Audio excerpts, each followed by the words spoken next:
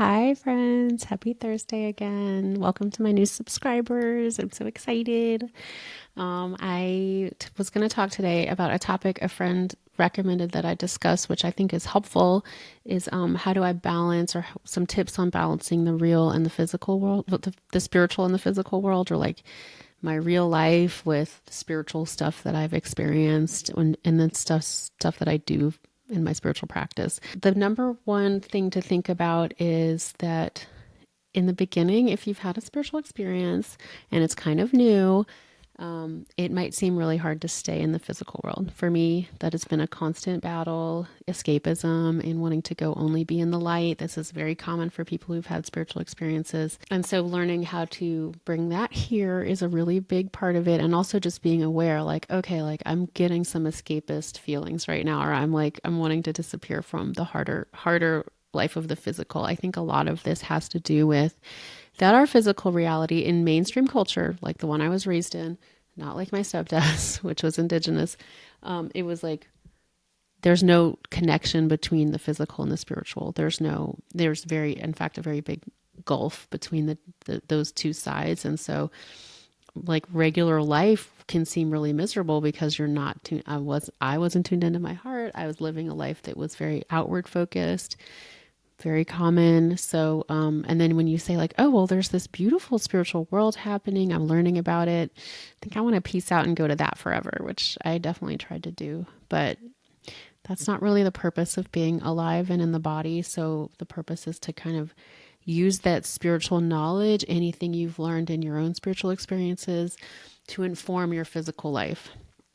So maybe you saw an angel, or maybe you felt the love in everyone, or maybe you started having psychic dreams. So using whatever knowledge you've come to from connecting to the spiritual side and bringing that into the physical, because that's really how you live a good life in the body and in our world.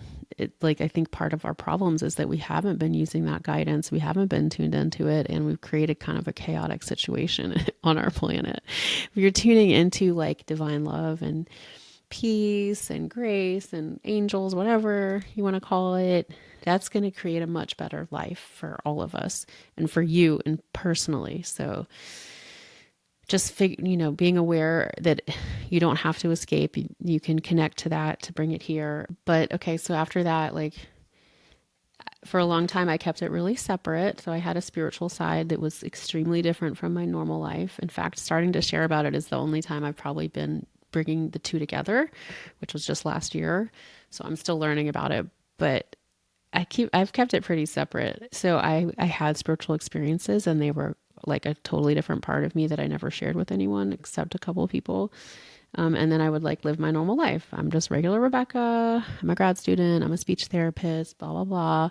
And then I had this like spiritual reality, which honestly, that's kind of what my stepdad did. And that's kind of how he taught me to be was, you don't tell people that you have spiritual gifts, and you're very humble, and you live a normal life, and anything that you do is like on the side. But I don't know.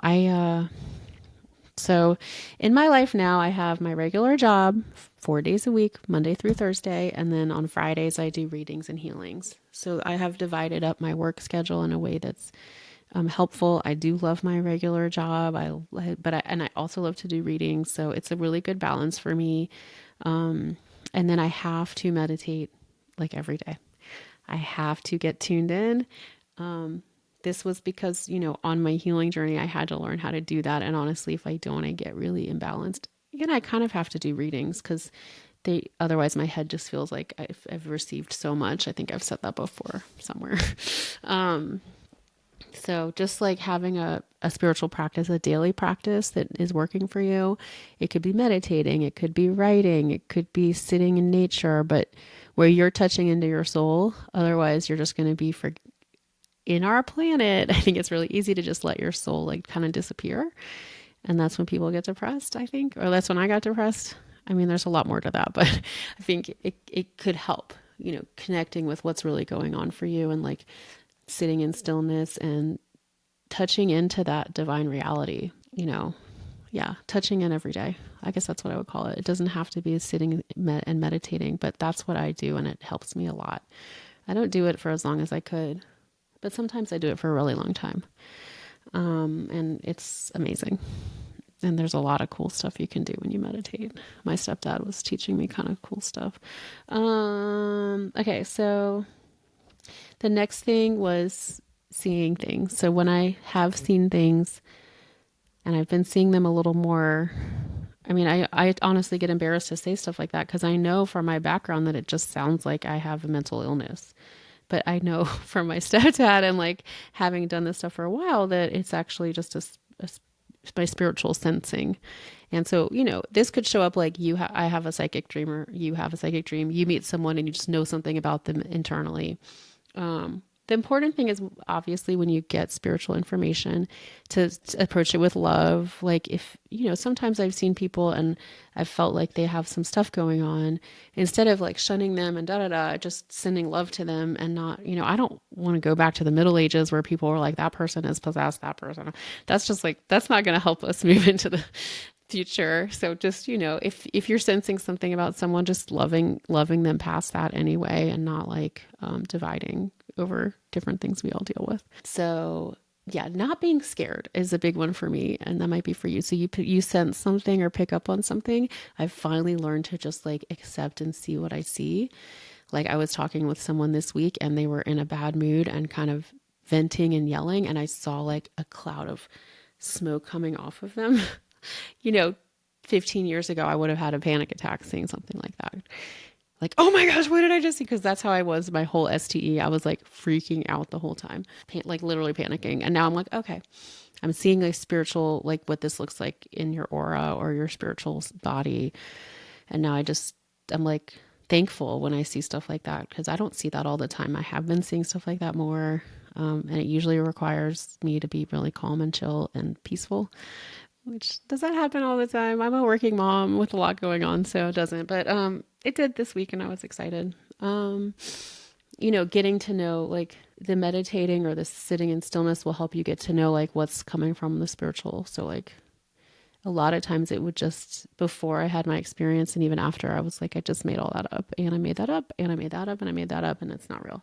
Now I know what it looks like when something is happening spiritually. And so it's good for you to learn what it feels like for you. And that's going to be experiential. That's going to be you getting to know your heart and seeing what you see around you and feeling what you feel. Because not everyone's going to see things. Some people might hear things. You might sense and feel deeply what's going on with other people. It's going to look different for everyone. But not being afraid of what you sense and approaching it with love is really important. That's really all I had to say. It was like, it's hard in the beginning because you're going to want to, you might, like me, want to only go into the spiritual world forever and ever, but you need to connect with it in an organized, balanced way and bring it here, which is like your integration, your daily practice, number 2. And then number 3 is like not being scared when you see things and just accepting. It's kind of a mindset shift. Like my stepdad helped me do, like, you can be a normal person and have spiritual experiences. It can be a totally normal part of life. It doesn't have to mean that you're like going to go, like, I don't like dress any differently. Sometimes I think I should. I did like to read a lot of spiritual books, like after my experience, because I was trying to make sense of what I saw and felt. But like, I only do things if I feel them, like, and they make a difference. So I don't know. And you might want to, like, I did go live in the woods. I did that, but that's because I thought it would make me go back to heaven or back to that space. And then I realized that's just an internal place for me till the end. But I don't know. I think that's it. Like, you don't have to change who you are. It just becomes part of who you are, and it helps you live a better life. Because as I always say, we're mind, body, and spirit. We're all 3. You don't have to give up any of it. And if you've only been living with mind and body, it'll take a while for you to get used to having a spiritual side, but you already have it. You already know things about people, I'm sure. You've already seen some stuff. You're just like denying it. So, was that helpful? I can say a lot more, but I don't want to keep you too long. I hope this was good. I have other stuff to say. I guess on the aside, an end note is that I'm not like the hugest fan of spirituality. Okay. Like there's a spiritual, like there's just the way my stepdad taught me was like, it's just a normal thing and it's not a big deal. I mean, it's a big deal, but it's not like, it wasn't like trendy. And I think it's really cool. I'm excited that people are learning about spirituality, but I don't think you have to do anything different. I don't think you have to dress different or be different other than just being loving, kind, and, doing things that resonate. I mean, I do light candles. I do burn sage because I've seen that be different. I like crystals because I can feel the difference in them. Like, since my experience, I can feel all these energies, and I don't know. If it helps you, do it. If it doesn't help you, then don't do it. All right. I hope that was helpful. I'll see you guys next week. I'm about to go to New Orleans tomorrow for my stepbrother's birthday. I'm super excited. And I'm thinking of everyone affected by the hurricanes. I have a lot of family and friends in Florida who've been dealing with it, in Georgia. So sending all my love to everyone. See you next week. Bye.